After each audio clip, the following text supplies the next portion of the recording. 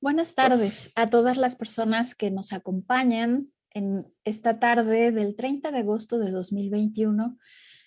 Esta tarde tenemos el gusto de tener con nosotros a Jaime Montel García Iglesias, quien es historiador y novelista, y que esta tarde nos va a hablar acerca de su último libro titulado Era nuestra herencia, una red de agujeros, la caída de México Tenochtitlan, editado por el INERM en este año 2021, en el que además estamos conmemorando 500 años de la caída de esta ciudad llamada entonces Tenochtitlan. Para nosotros, Jaime, bienvenido, es un gusto tenerlo aquí con nosotros y queremos invitar a todas las personas que nos ven desde Facebook y desde YouTube a que se queden con nosotros y si desean hacerlo, envíen sus preguntas. Nuestro autor va a contestar todas las que sea posible y las que el tiempo nos permita. Yo quisiera comenzar presentando a nuestro autor, Jaime Montel, quien es autor de al menos media docena de libros, entre libros de historia y novelas históricas, ¿no? Voy a mencionar alguno de ellos. En 2001 publicó La conquista de México Tenochtitlan, que como escucharemos un poco más adelante, es una primera versión de este trabajo que hoy está presentando. También La caída de México Tenochtitlan, que publicó Planeta en 2003.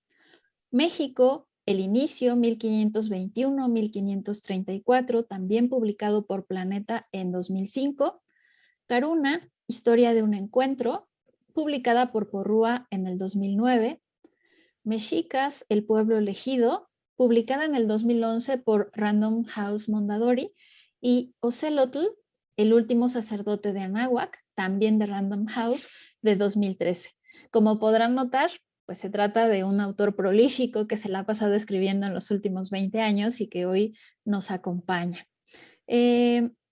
Hablando sobre este trabajo que usted hoy presenta, quisiera permitirme citar eh, una reseña que Jan Meyer escribió sobre la versión preliminar de este libro en 2001.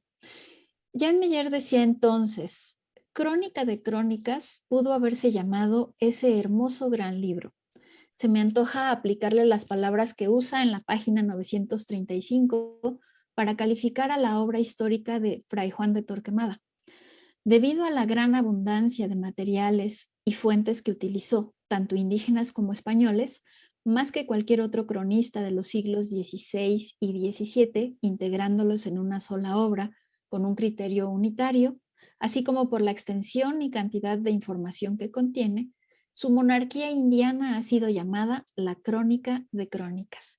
Y Jan Meyer nos dice, este trabajo podría ser llamado también Crónica de Crónicas. Y dice él, creo que se puede decir sin exageración que esa obra no tiene equivalente y que habría que remontar a Clavijero en el siglo XVIII o a Orozco Iberra o Alfredo Chavero un siglo después para encontrar algo semejante. Es desde luego mucho, pero mucho mejor que la conquista de México de nuestro simpático y muy taquillero Lord Hugh Thomas. Con este preámbulo, que espero les antoje este trabajo del que estamos hablando y que pueden descargar de manera gratuita en nuestro portal de internet, me gustaría darle la bienvenida a Jaime y comenzar preguntándole a qué responde esta nueva versión de un trabajo que se publicó hace 20 años ya.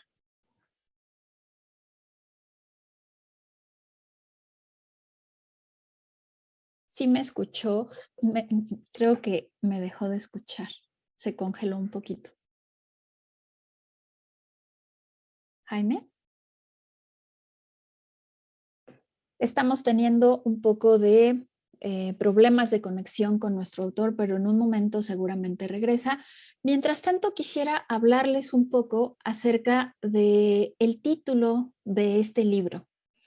Era nuestra herencia una red de agujeros. ¿De dónde viene esta expresión? Bueno, esta expresión está tomada de los últimos días del sitio de Tenochtitlan, que fue escrita por poetas nahuas sobrevivientes a la caída de la gran ciudad de Tenochtitlan, ¿no?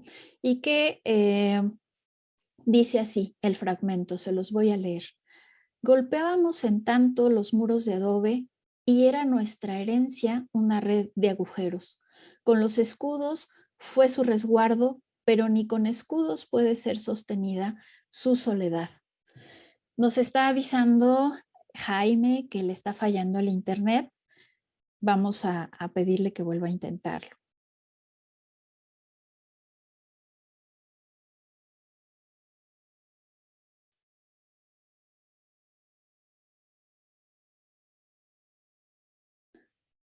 En un momento nos acompaña de nuevo. Mientras tanto, quisiera hablarles un poco más acerca de este trabajo que el autor ha hecho y que, bueno, como ustedes habrán notado en esta crónica, que sí te ha sorprendido de manera muy grata a otros historiadores. Jaime Montel, a pesar de que no es un historiador académico, es en la práctica un historiador consolidado que a través de sus trabajos ha demostrado tener la pericia de alguien que se dedica al oficio de la historia. Y así lo ha dicho no solamente Jan Meyer, sino también Pedro Salmerón, que recientemente publicó un libro también sobre esta temática, la batalla por Tenochtitlan. Y valdría quizá la pena preguntarnos si este trabajo de Jaime se sitúa en esta nueva discusión en torno a lo que se podría considerar una reinterpretación de lo que siempre se ha considerado como una historia clásica u oficial del periodo de la conquista. Ya tenemos de regreso a Jaime, está ya nada más conectando su micrófono y su cámara. Aquí está de regreso. Qué bueno que logramos la reconexión. Aquí estamos.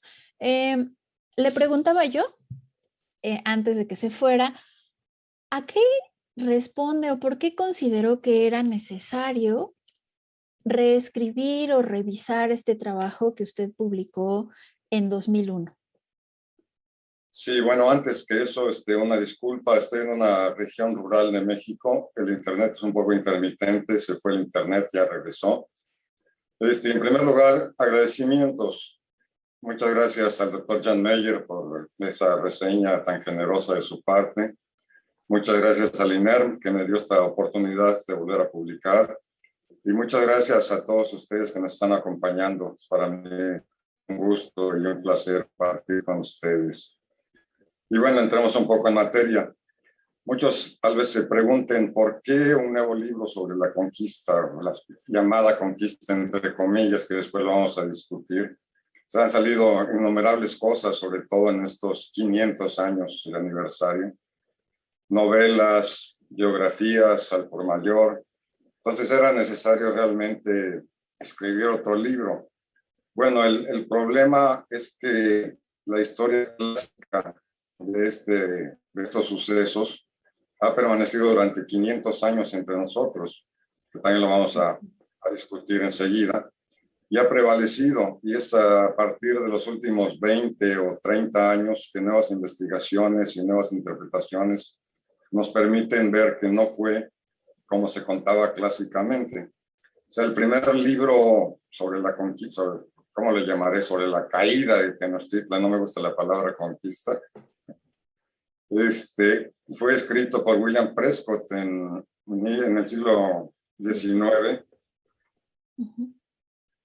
Y se hizo en 1843 y ha sido leído hasta el presente, todavía se encuentra en las librerías de México. Y bueno, es una visión sin tratar de ser peyorativa.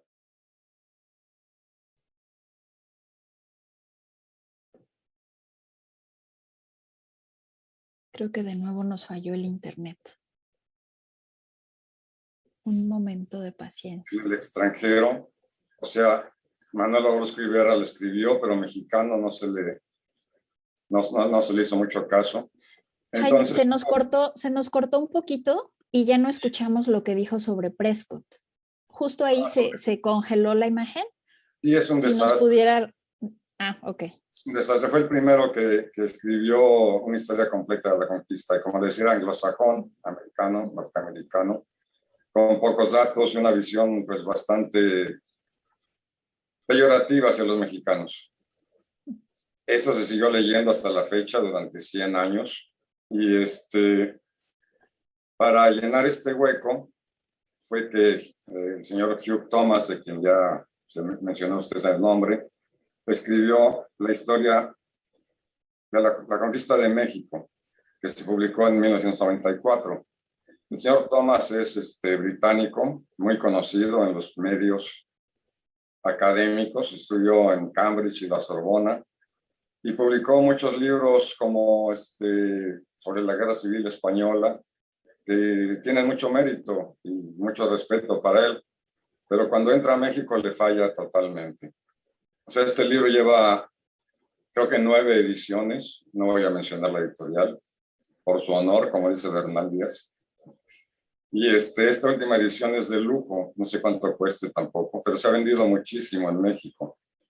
El problema es que él sigue la misma versión clásica de la caída de Tenochtitlan y con el tono bastante peyorativo de personas que no sé por qué no entienden a los mexicanos.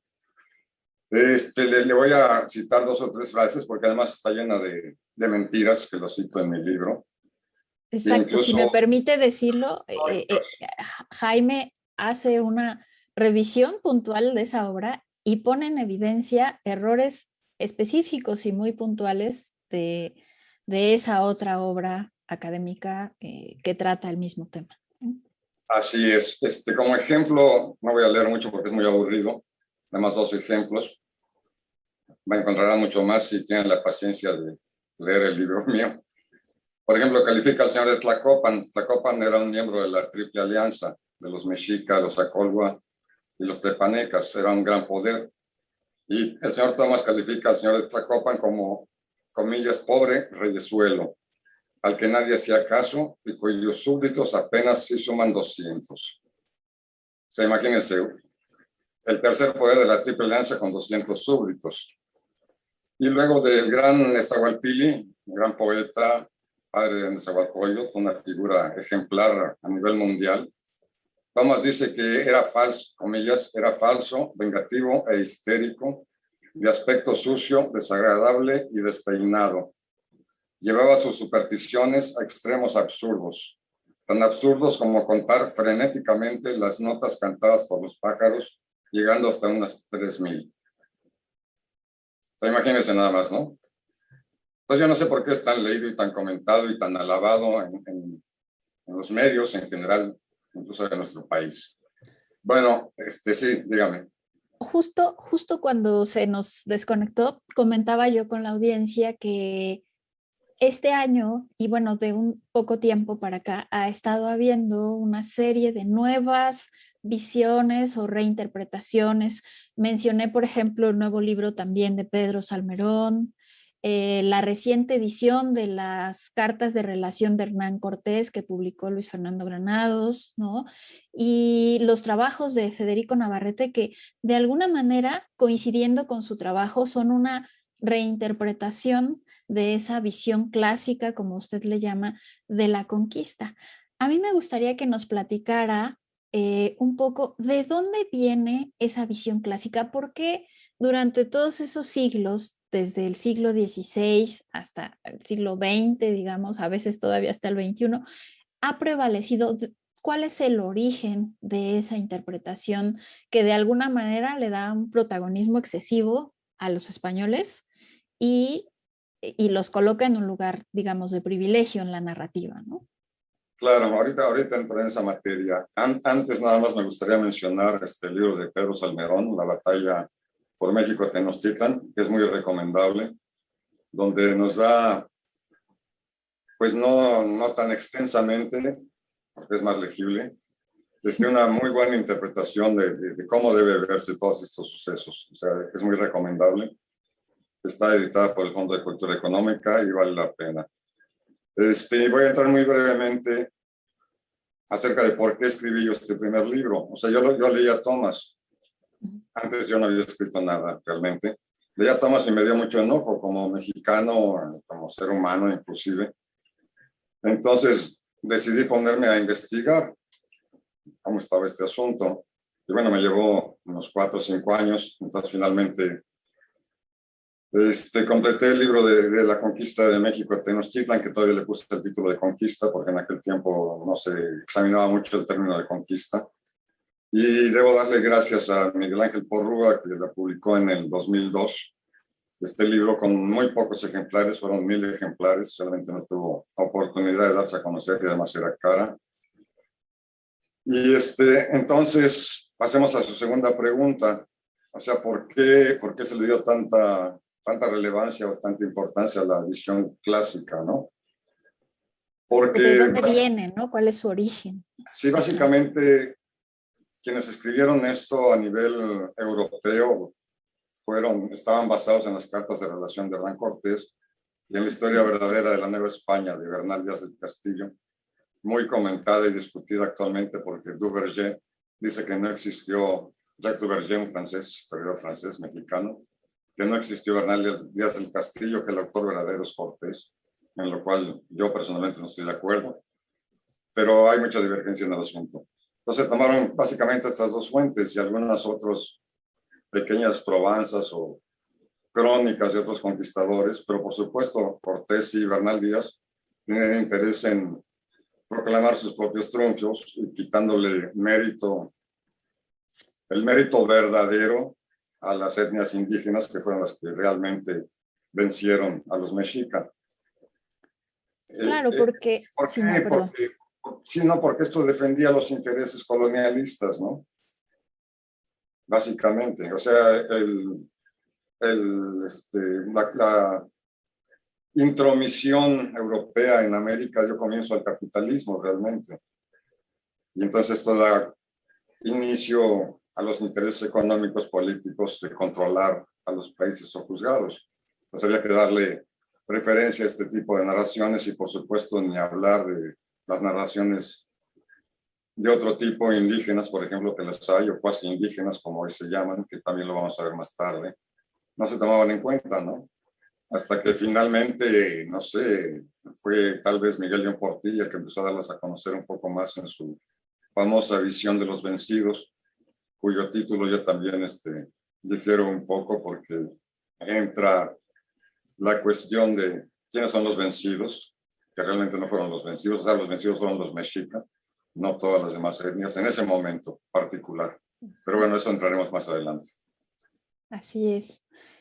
Y resulta sorprendente que esta versión clásica haya prevalecido durante tantos siglos, porque además, bueno, si uno lo piensa, digamos, de manera razonable, el hecho de que un puñado de hombres, por muy armados que estuvieran, haya vencido pues a un pueblo tan numeroso, que además sí era guerrero, resulta inverosímil, ¿no? Es una narración, pues que de alguna manera aceptamos, nos comimos, pero que por fortuna, bueno, pues se está revisando, ¿no? Y como decía usted, hay una serie de fuentes, y lo menciona usted en su libro, una serie de fuentes que estuvieron, pues digamos, como perdidas, no leídas hasta finales del siglo XIX, principios del siglo XX, ¿no? Cuando algunos estudiosos las dieron a conocer. Y bueno, hablando, sí, dígame. Sí, es totalmente inverosímil, ¿no? O sea, no sé cómo se tragaron esta historia de que de 600 a 1000 españoles, que ni siquiera eran españoles, eran castellanos en aquel tiempo, pudieron vencer a una nación de miles de guerreros. Entonces dieron muchas explicaciones para tratar de, sobre todo al principio, que eran enviados de la divinidad, o sea, el Dios católico quería que estas gentes se convirtieran al catolicismo, entonces tenían de su lado la fe, decían algunos. Por otro lado tenían las armas supuestamente superiores, que pues no eran más que unos pequeños mosquetes que tenían que recargar cada no sé cuántos minutos, mientras que los indígenas disparaban 20 o 30 flechas, ¿no? Los famosos caballos, que eran como 16, como alguien dijo por ahí, y que tampoco tuvieron ningún efecto prácticamente. Bueno, algunas pequeñas cargas de caballería, eso de que el jinete y el caballo eran la misma persona era absurdo. O sea, los indígenas para nada eran imbéciles o estúpidos, ¿no? Por supuesto. pero la gente se lo creyó.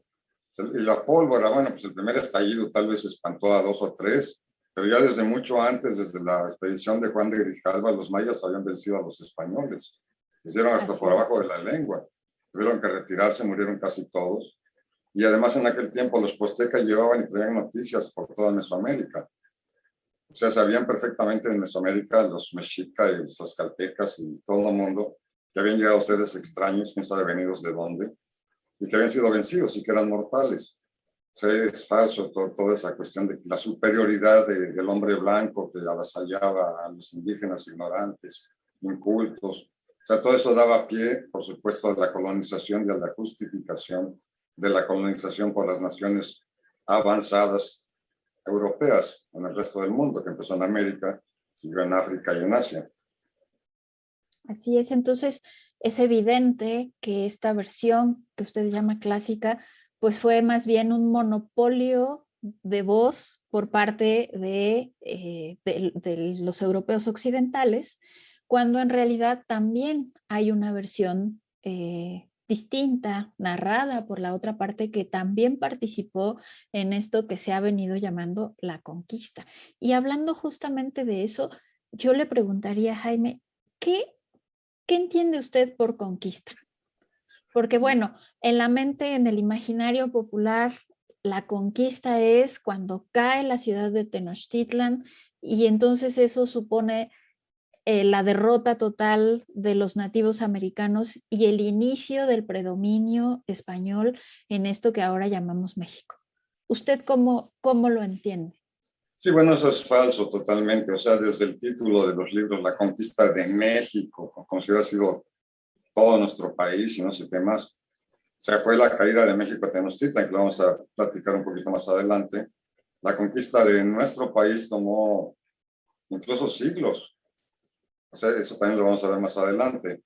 O sea, poco a poco fueron sojuzgando otras etnias, otros territorios, a través de décadas y de muchos años. Nada más que ahora pensamos que la caída de México a Tenochtitlan significó que, no sé, toda América Central y México y parte de Estados Unidos cayeron en ese momento, lo cual es totalmente falso.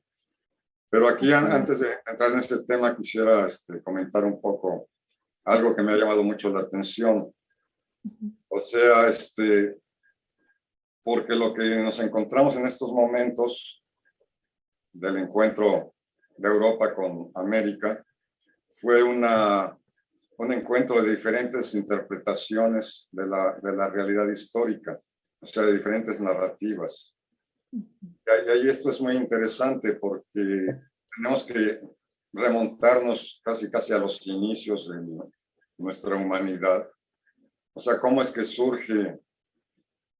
nuestra especie domina a todas las demás especies animales de este mundo. ¿En qué consistió? O sea, estamos destruyendo el mundo de tan exitosos, entre comillas, que hemos sido. Y cómo en que aumentó nuestro cerebro por ciertas mutaciones o yo no sé qué, y surge el lenguaje. O sea, lo que nos distingue de otras especies animales es que, por ejemplo, para una vaca, digamos, el agua es el agua, el pasto es el pasto, son objetos. En cambio, para nosotros, los humanos, empezamos a través de la revolución cognitiva y el lenguaje, empezamos a construir mitos y leyendas acerca de los objetos. O sea, el agua puede ser un espíritu divino, un ente diabólico, para explicárnoslo, ¿no? La manzana de Eva. O sea, hacemos una narrativa. Y esta narrativa, ¿por qué surge? Aparte del chismorreo que supuestamente se daba. O sea, cómo se va convenciendo a masas cada vez más grandes de creer en una cierta narrativa histórica que permite formar la cultura de esa comunidad. O sea, porque entre las especies animales no se cuenta con manadas de más de cierto número de animales, ¿no? En cambio, nuestra narrativa cognitiva nos permite tener ciudades, estados de millones de personas que participan de la misma narración. Entonces, ese es el punto. Es muy interesante porque estas narrativas son las que forman las culturas. Entonces, se impone de cierta manera a un número de personas a través de convicción o o de un credo religioso o político o económico, que se participe de esta narrativa y que se crea en ella, aunque es artificial, totalmente artificial. O sea, se cree en ella, pero no tiene una realidad objetiva. Pero eso permite una mayor cooperación entre muchísimas gentes, entre millones de gentes, para conseguir supuestamente su propio bienestar. Pero esa misma narrativa también conduce a discriminaciones, a guerras y a diferencias, porque entonces queremos que nuestro grupo que tiene esa narrativa venza al otro grupo que tiene otra narrativa. Y aquí se da el choque de dos narrativas, la narrativa europea y la narrativa mesoamericana, que eran totalmente diferentes en muchísimos conceptos. Y eso es lo interesante, cómo se encuentran y cómo chocan y qué sucede en este choque de narrativas, en este encuentro de narrativas distintas. No sé si me alejo un poco del tema, pero creo que es interesante. No, es muy interesante porque ciertamente lo que ocurrió en América pues fue la imposición de una cierta manera de interpretar lo que es la civilización y también una imposición de narrativas sobre cómo funciona el mundo y sobre quiénes son los vencedores, ¿no? Nos gustaría, Jaime, que nos hablara un poco. Bastantito más. O sea, lo que sucedió es que la narrativa judeocristiana europea vio la narrativa mesoamericana como diabólica. Así es. O sea, Dios había conducido a esta gente a expulsar al diablo, si lee las crónicas del siglo XVI, a expulsar al diablo de tierras mesoamericanas, alegando los sacrificios humanos, el canibalismo ritual, cosas que están en mucha discusión, los ídolos, etcétera, la figura diabólica de los ídolos comentada en todas las crónicas, que les pareció horrible a los españoles. Entonces, utilizando sus métodos de la Inquisición que... Sí, bueno, por supuesto, pero eso no lo veían, ¿verdad? Eso no lo veían. Y las guerras religiosas en Europa, que en el siglo XIX dieron miles. Pero en fin, es que esa misma narrativa también lleva consigo el racismo y el disminuir la humanidad de los demás. Entonces disminuyó la humanidad de los mesoamericanos, de los indígenas, se les tomó como menores de edad. Y en casos extremos, por ejemplo, una narrativa que lleva al nazismo o al estalinismo, pues conlleva la discriminación de otras narrativas y de otras etnias, al holocausto, a los miles de millones de muertos en el estalinismo y en el nazismo. Y lo mismo sucedió un poco aquí. Yo creo que aquí no fue voy a desviarme un poco, porque también se habla mucho de genocidio. Y realmente aquí no fue un genocidio. O sea, lo que sucedió es que, usted lo sabe y todo el mundo lo sabe, fueron las enfermedades básicamente las que diezmaron a la población. O sea, no teníamos anticuerpos aquí para la viruela, el sarampión, la tosferina. Entonces murieron como moscas, disminuyó la población, no sé, 70%, no sé cuánto. O sea, no fue como muchos aún lo piensan, la crueldad española, no que no fueran crueles, todos somos crueles los humanos, pero no fue un genocidio en ese aspecto. O sea, fueron los mugres virus que todavía nos están pegando ahorita con el COVID, ¿no? Sí. Entonces, como que no es la culpa realmente. O sea, iban a llegar los virus tarde o temprano cuando llegara algún europeo al continente. Eran españoles, ingleses, franceses o lo que fuera. Y el virus iba a llegar. Sí. Bueno, entonces, como que por ese lado no es tan de culpar. Ahora, ¿qué les interesaba a los colonizadores? Les interesaba tener mano de obra barata. O sea, les interesaba tener esclavos, si se podía, o simplemente gente explotada. No les interesaba que murieran. ¿Por qué? Porque los dejaba sin mano de obra barata. Yo creo que tener muy en claro esos conceptos. O sea, en las islas del Caribe sí fue brutal, porque llegaron una serie de personas indeseables de España, presos y demás. Pero ya en el continente les interesaba conservar la mano de obra gratuita. No les interesaba que murieran, como sucedió, por ejemplo, en Estados Unidos con la esclavitud negra, ¿no? O sea, un esclavo cuesta dinero, no quieres que se muera. Entonces, como que ahí hay que variar un poquito la versión, pero bueno, esto es al margen. Esto que usted menciona de las narrativas que de alguna manera justificaron esto que ocurrió en América, ¿no? Por una parte, la cuestión de la civilización, ¿no? La narrativa europea fue: nosotros somos una civilización superior y por lo tanto vamos a quitarle lo salvaje a estos indios, ¿no? Y por otro lado, la narrativa, digamos, religiosa, que habla de la salvación de estas almas perdidas, ¿no? En el pecado, en el canibalismo, la idolatría. Aunque las quememos, pero que salven su alma. Exacto. ¿Cómo diría usted que esa narrativa que justifica el acto de tomar posesión de una tierra que no era suya y hacer de alguna manera tomar la tutela por encima de los habitantes, ha incidido en cómo somos ahora y en cómo nos percibimos ahora, pues como mexicanos, como mestizos, como mezcla de estas dos cosas? Híjoles, es que ahí vamos a entrar en una cantidad de temas muy interesantes.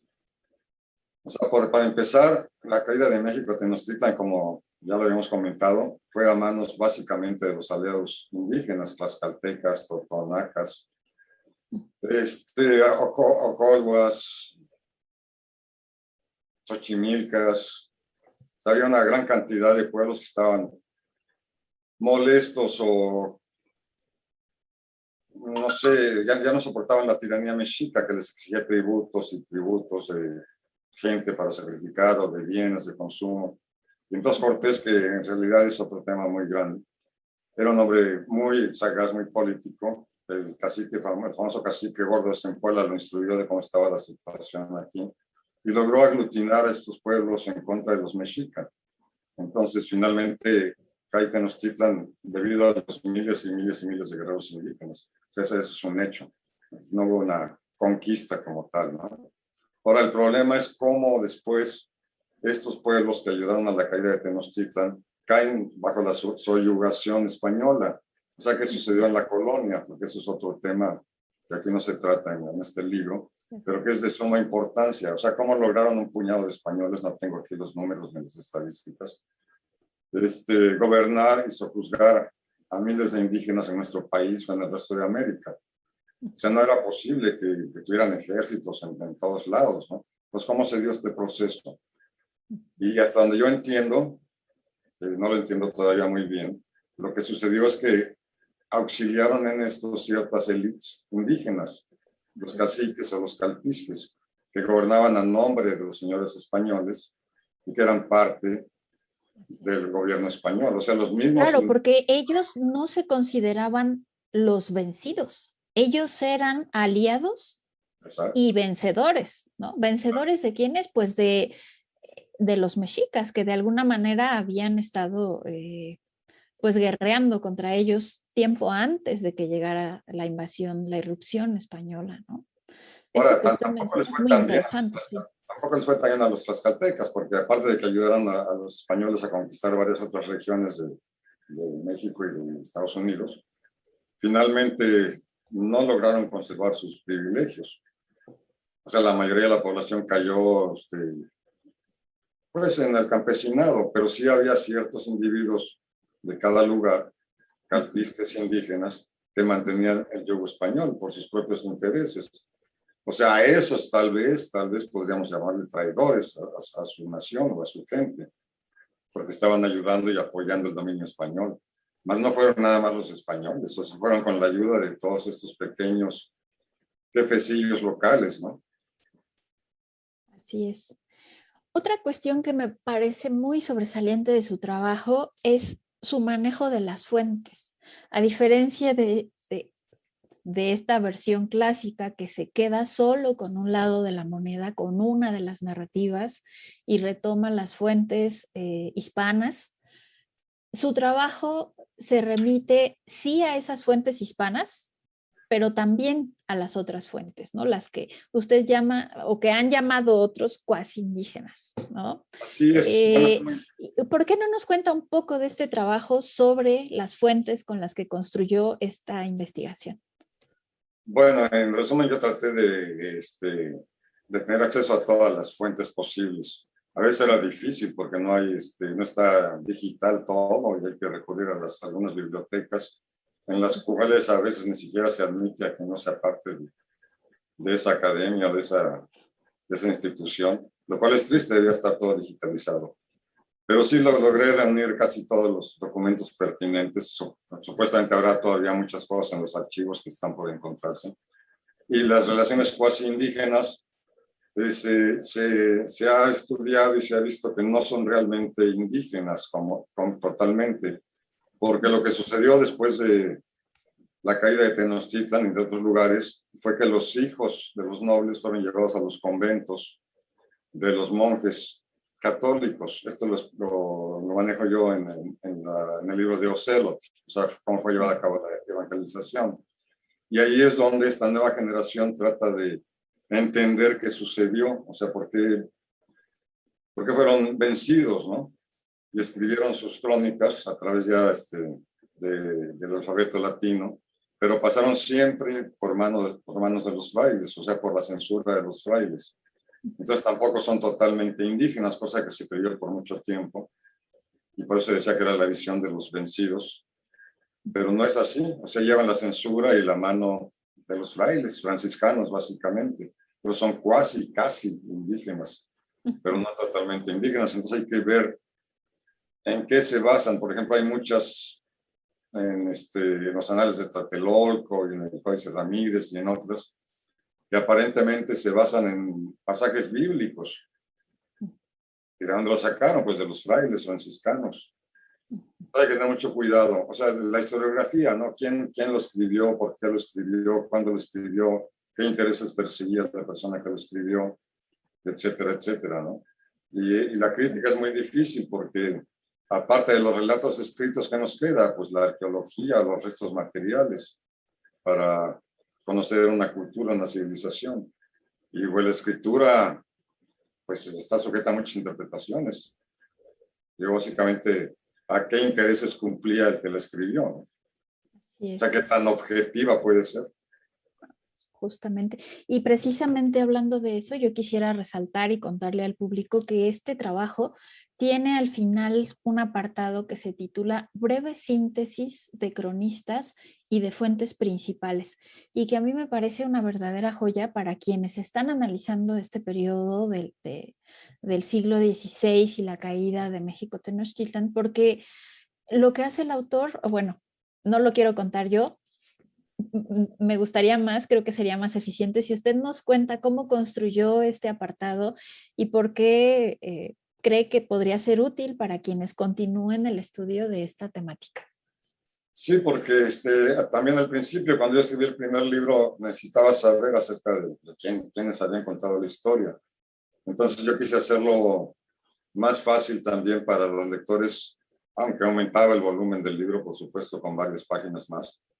O sea, escribir una breve síntesis de la biografía de cada uno de los cronistas para que el lector más o menos supiera y se orientara más acerca de quién es quién y por qué escribió lo que escribió, que tuviera más datos sobre cada cronista, porque es muy fácil citar y ponerle Fray Juan de Torquemada o Bernal de Castillo, pero finalmente el lector a veces no sabe quién fue Fray Juan de Torquemada.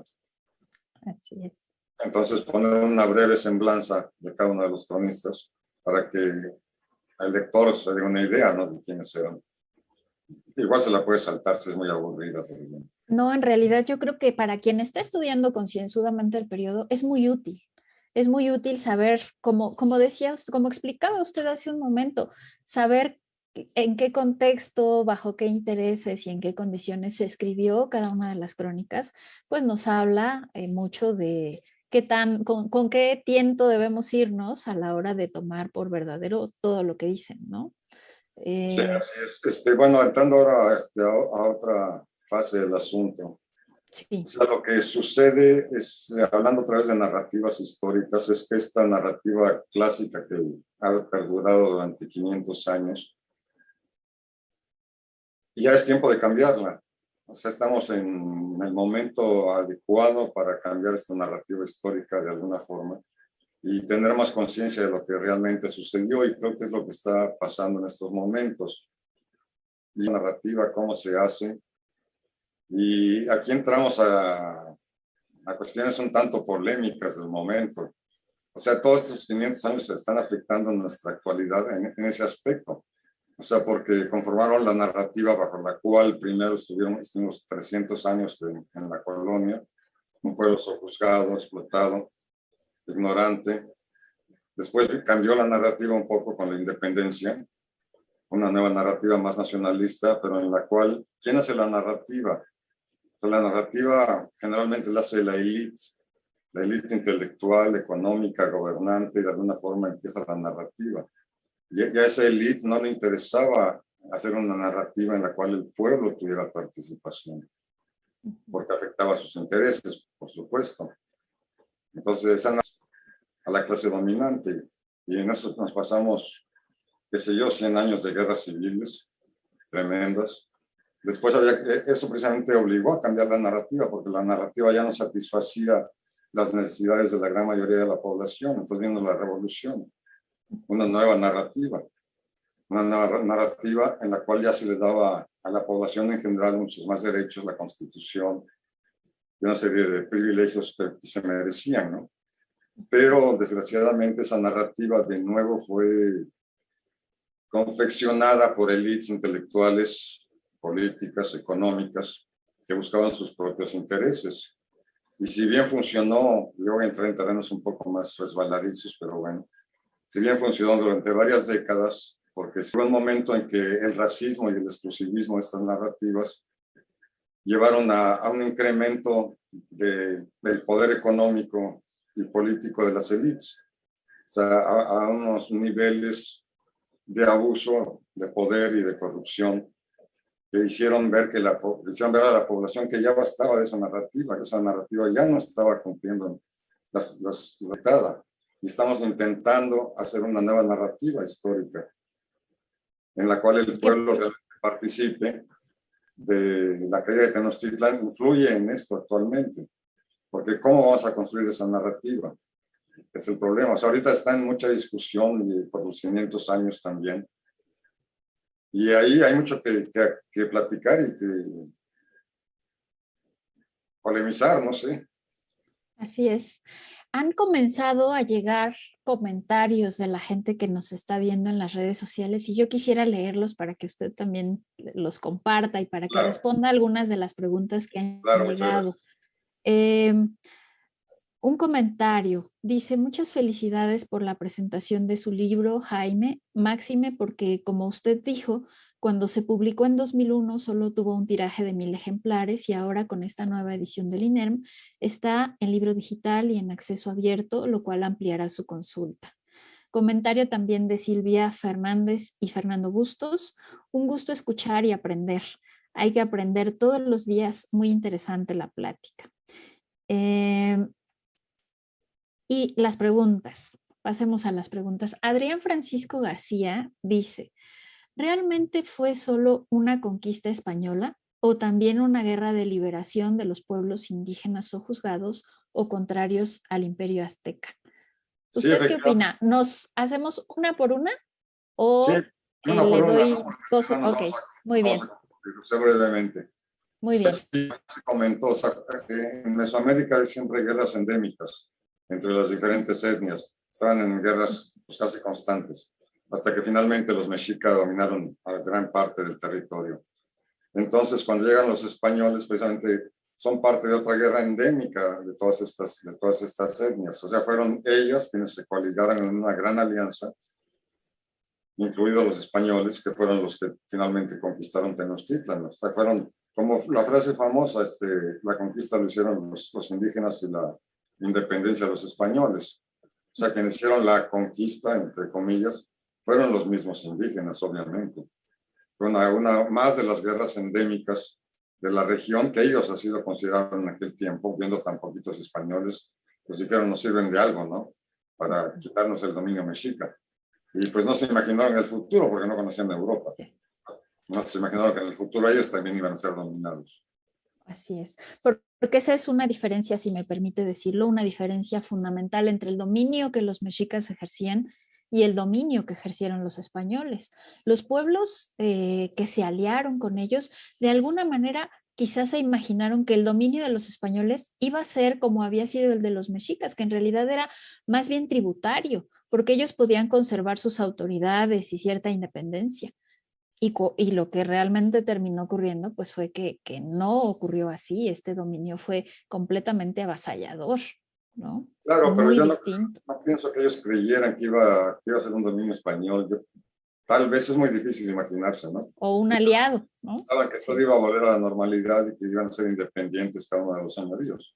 Y los claro, españoles pues iban a estar en lugar de los mexicas como una etnia más. claro.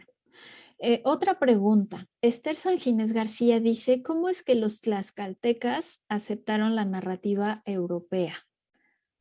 No me queda muy claro a qué se refiere. Sí, yo creo que se refiere a la narrativa religiosa, tal vez, no sé Ok, exactamente. Porque sí hay crónicas que relatan que fueron bautizados y convertidos a la fe católica. Yo no sé qué tan auténticas son esas crónicas, sobre todo las de Xochitl. Yo creo que hay que tomarlas con pinzas.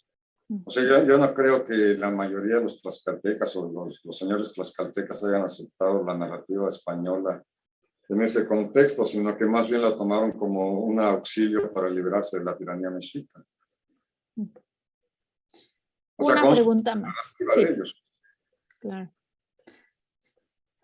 Alfredo Gómez dice, me llama la atención y me gusta el título del libro. ¿Podría explicarnos cómo llegó a ese título? Sí, es un poema náhuatl muy, muy conocido que narra, eso sí, por los vencidos, la caída de México a Tenochtitlan, y es tristísimo. O sea, no hay tiempo aquí para leerlo, porque es parte de un gran poema, pero lo encuentras al final del libro, si lo bajas en PDF, que yo lo tomé de Garibay.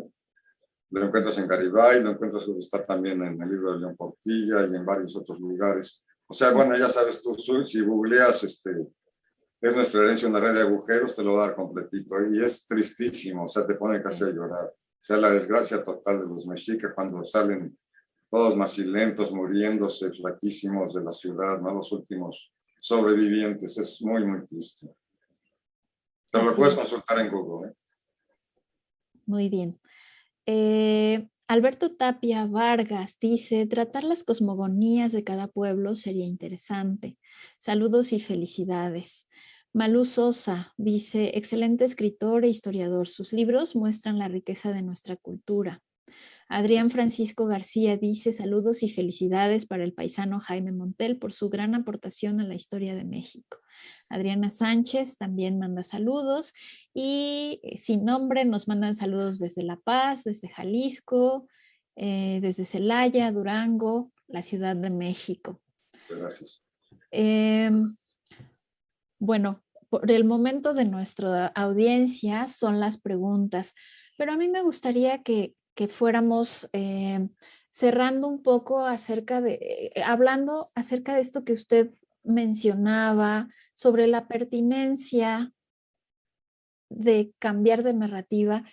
A mí me gustaría que nos contara cómo considera usted que su trabajo supone una aportación o nos ayuda a quienes lo leamos a, digamos, entender el asunto de otra manera, cambiar la narrativa, porque si usted se ha fijado y si conversa con gente que no se dedica a la historia, digamos, la percepción de que qué bueno que llegaron y nos civilizaron, sigue vigente en muchas personas.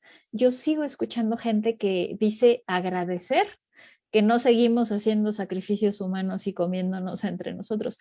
¿Qué diría usted a estos comentarios y cómo nos ayuda su libro a, digamos, cambiar esa narrativa?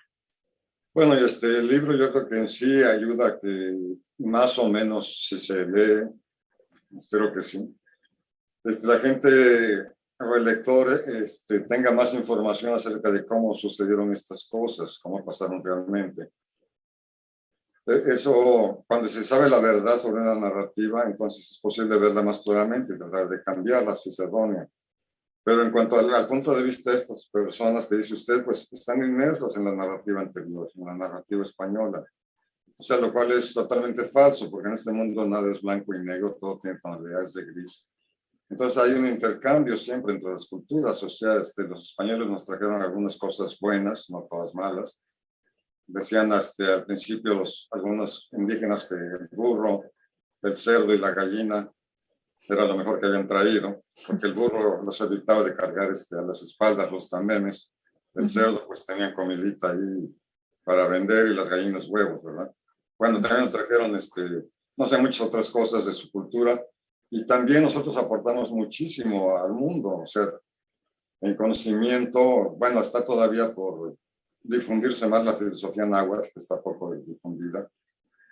Y en cuanto a cultura en general, y o sea, la ciudad de México, Tenochtitlan, era mejor que cualquier ciudad europea, mucho más limpia, mucho más ordenada, un montón de alimentos nuevos para Europa. O sea, fue un intercambio tal vez brutal en ciertos sentidos, pero que aportó a los dos, hasta las dos partes, ¿no?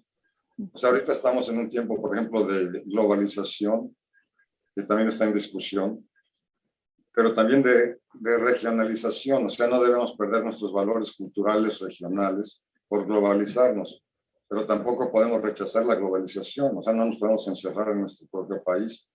Entonces tenemos que tomar en parte tener la regionalización, o sea, no caer bajo el imperio cultural de otras naciones o de otras narrativas, sino fomentar lo nuestro, ¿no? Que es variadísimo y riquísimo. México es un país único en el mundo, o sea, en su gran variedad y pluralidad. Yo creo que no hay otro. Bueno, ya lo decía André Breton, que es el país más surrealista del mundo, donde puede pasar lo que sea, lo cual tiene cierta cosa de agradable, pero también nos puede conducir a excesos. No sé, aquí también en cuanto a la narrativa, tendríamos que entrar, y es un tema difícil, al tema que está muy debatido del mestizaje. No sé qué opina usted. O sea, estamos, por un lado es peyorativo el término, se está tomando como peyorativo el hecho de ser mestizos. O sea, no toda la población mexicana es mestiza, por supuesto, hay un 15 o 20% que es indígena, pero la mayoría del pueblo mexicano y del mundo es mestiza. O sea, yo no veo nada peyorativo en esa mezcla de genes de la humanidad. O sea, ¿de dónde salimos? Finalmente, de África, ¿no? Salió Claro, porque manada de Homo sapiens de África y después hubo una mezcla de etnias en todos los tiempos y siglos y lugares. O sea, los españoles son mestizos de ibéricos, de godos, de romanos, de griegos, de árabes, de fenicios. O sea, todo el mundo es mestizo. O sea, yo no veo una mezcla de etnias o de genes. ¿Por qué debe ser peyorativo, no? O sea, ¿por qué va a ser más o menos mexicano o francés o lo que sea quien es más o menos mestizo? O sea, es absurdo totalmente, ¿no? que además esta cuestión de la mezcla es una cosa que ha ocurrido desde siempre. El ser humano ha migrado desde que existe, ¿no? Quienes se dedican a estudiar los procesos de globalización hablan de globalizaciones tempranas y va mucho más atrás del siglo XV, ¿no? O sea, el encuentro entre unos pueblos y otros, pues ocurre. Y ahora, a través de estudios, por ejemplo, de la genética, pues sabemos que la mezcla entre gentes de un lugar del mundo y otro ha ocurrido desde siempre. En realidad, vaya, somos una misma especie, ¿no? No deberíamos concentrarnos en buscar la diferencia que separa, porque sí está bien reivindicar la diferencia, como usted dice, finalmente, en el México que somos hoy, somos todos mexicanos, pero somos muchos y muy distintos. Y es importante reconocer esas diferencias y valorarlas y respetarlas. Sin embargo, bueno, pues vaya, no podemos mantener un discurso de pureza racial o cultural como los que prevalecieron el siglo anterior, ¿no? Claro, básicamente, o sea, la pluralidad de México es lo que nos da nuestra riqueza. Y yo creo que pues que debemos de reconocer esa pluralidad y tomarla en cuenta, y para que esa pluralidad pueda vivir en un estado de derecho, de justicia, de libertad, reconociendo a todas las minorías y las mayorías en un mismo estándar. Entonces ahí es donde a veces, no sé, a veces tengo ciertas dudas acerca de no reconocer esa pluralidad. O sea, no es de unos contra otros, no es de división, sino de unión, ¿no? De alguna manera. Claro. Sí es cierto que las élites se han enriquecido y que ya tenemos que cambiar de narrativa en ese aspecto totalmente. Eso estoy totalmente de acuerdo. Pero sí necesitamos tener presente esa pluralidad cultural que tenemos, ¿no? De alguna manera.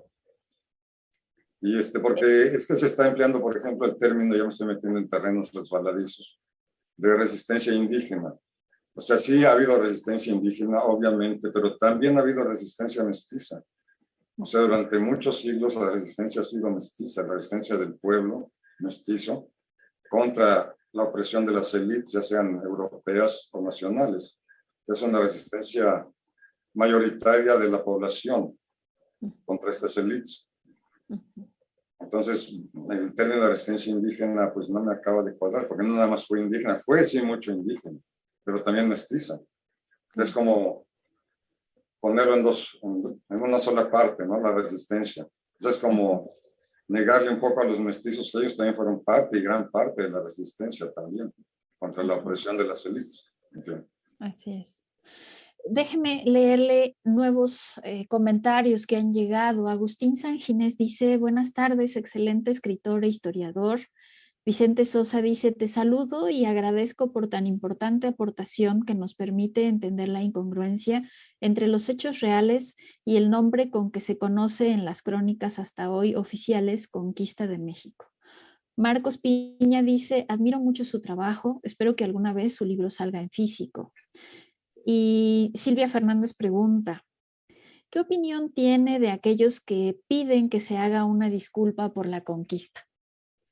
Una disculpa, hijo, es que todos debíamos disculparnos, todo el mundo, todos los gobiernos, todas las naciones, todos los tiempos. O sea, ¿quién se va a disculpar con quién? O sea, el gobierno español actual pues realmente no tiene que ver en lo que sucedió hace 500 años, o el gobierno mexicano actual no tiene nada que ver con lo que hizo Porfirio Díaz con los yaquis.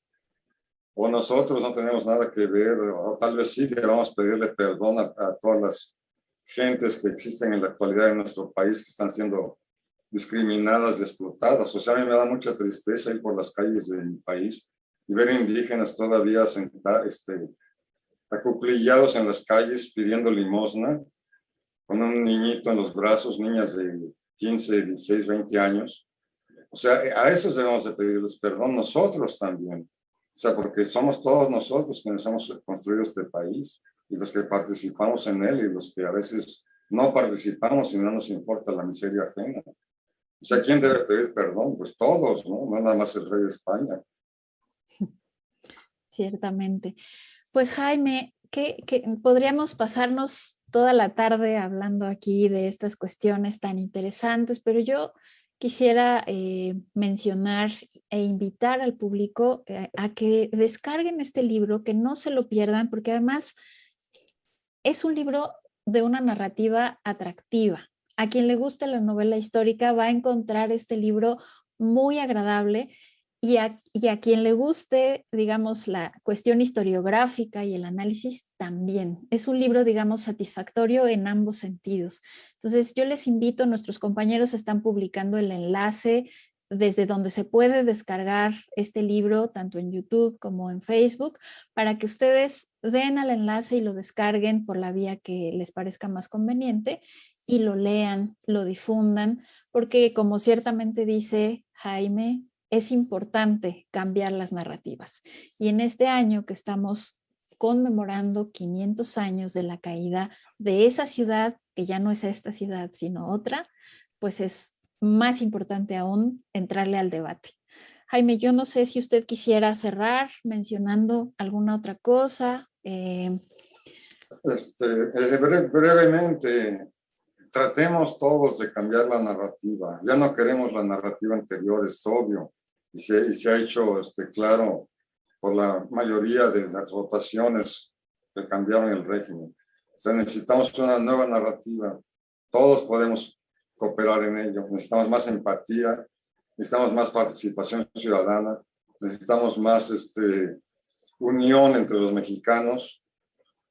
Y es eso, ¿no? Cambiamos las narrativas a un estado de derecho, un estado de justicia, de libertad, de iguales oportunidades. Es urgente cambiar esta narrativa, pero ya, porque de no vamos a seguir así por otros 50 o 100 o 500 años. Si es que los robots ya no nos reemplazaron para entonces. Esperemos que no. Y bueno, en ese cambio de narrativa, trabajos como el suyo se vuelven muy importantes. Así que le agradecemos mucho, no solo que haya estado con nosotros aquí esta tarde, sino que además pues nos haya compartido a través de la editorial del INERM esta publicación y que podamos compartirla de manera gratuita con todos nuestros oyentes. Voy a cerrar leyendo los últimos saludos que llegaron. Mónica Marisa Ayala dice, excelente aporte al conocimiento, saludos desde Argentina. Omar del Ángel Galindo dice, lo admiro y respeto. Dedicó gran tiempo a tan buen trabajo. Felicidades, don Jaime. Ana Gaby dice, así es, Jaime Montel, de acuerdo, somos nosotros los que tenemos el poder de hacer honor al mexicano indígena, empezando por pedirles la inclusión de nuestro mestizaje. Gracias, maestro. Entonces, bueno, pues desde acá nosotros enviamos un saludo a toda nuestra audiencia. Muy agradecida de haber compartido esta charla con usted, Jaime. Espero que no sea la última vez. Buenas tardes. Muchas gracias al INERM, muchas gracias a ustedes y muchas gracias a quienes nos acompañaron. Buenas tardes. Claro que sí. Hasta luego. Hasta luego. Listo, ya no estamos en vivo. Creo bueno. que salió muy bien. Híjole, ya lo verá, ya lo puede repetir ahorita.